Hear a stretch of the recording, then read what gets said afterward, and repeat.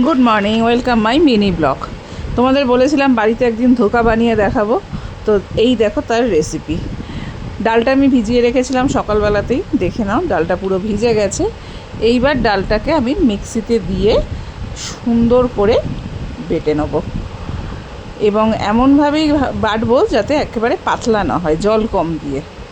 এই দেখো ডালটার কিছুটা বাটা হয়ে গেছে, আর লাস্ট ডালটায় আমি কি দিয়ে দিচ্ছি দেখো, আদা দিয়ে দিচ্ছি আর দিয়ে দেবো হচ্ছে কাঁচা লঙ্কা, যাতে মিক্সিতে খুব ভালো মতো এটা বাটা হয়ে যায়। ডালটা বাটা হয়ে গেছে, এই যে কিরমভাবে বেটেছি দেখতে পাচ্ছ। একটু একটু দানা থাকবে, এই যে দেখতে পাচ্ছ, যেগুলো দাঁতে পড়লে ভাল লাগে। আর থকথকে ব্যাপারটা এরম থাকবে, একদমই জল কম দিয়ে বাটার চেষ্টা করবে, তাহলে ভালো হবে জিনিসটা।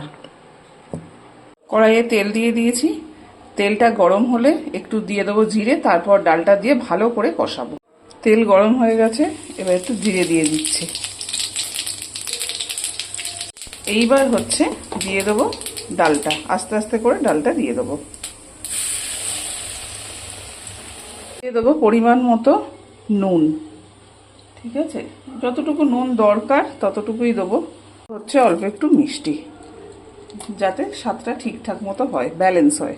দেখো কষিয়ে নেওয়ার পর একটা থালার মধ্যে তেল মাখিয়ে নেবে একটু, বা ঘি, যেটা তোমাদের সুবিধা, মাখিয়ে এবার গরম অবস্থাতেই ডালটা দিয়ে একদম এরকমভাবে সমান করে দেবে।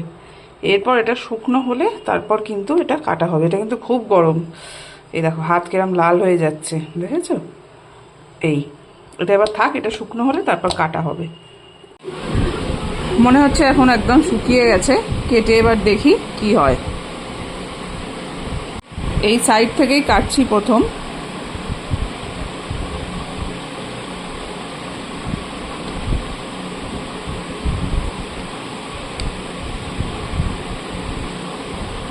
এরম সাইজ আমি করে নেব।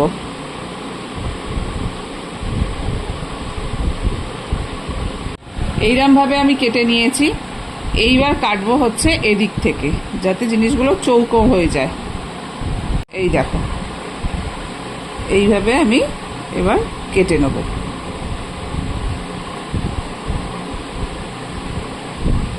পুরোটা কেটে নিয়ে তারপর আসছি, দাঁড়াও। দেখো এই যে এটা একদম ধারের পিস, ওই জন্য ধারের সাইডটা এরকম ছিল, তাই এইরকম পিস হবে। আর একটাও আমি তুলছি, দেখো, দেখেছো? এই যে দেখো সব ধোকাগুলো আমি এরকমভাবে কেটে নিয়েছি। এই একটা হয়েছে, আর এটাতে অল্প কিছু হয়েছে। এইগুলো হচ্ছে সাইডে যেগুলো ছিল সেইটা দিয়ে এরকম গোল গোল বানিয়ে নিয়েছি আমি। আচ্ছা, এইবার এগুলো তেলে ভাজবো। কড়াইতে তেল দিয়ে দিয়েছি, একটু তেল বেশি লাগবে, কারণ ধোকাগুলো ভাজতে একটু ছাকা তেলে ভাজতে হবে কিন্তু।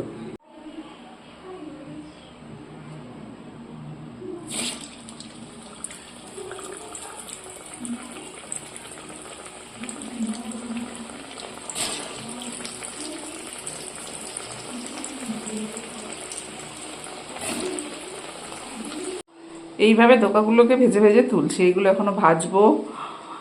এই কটা ভাজা হয়েছে, এখন এগুলো আছে, এগুলো সব ভাজবো এরকম লাল লাল করে।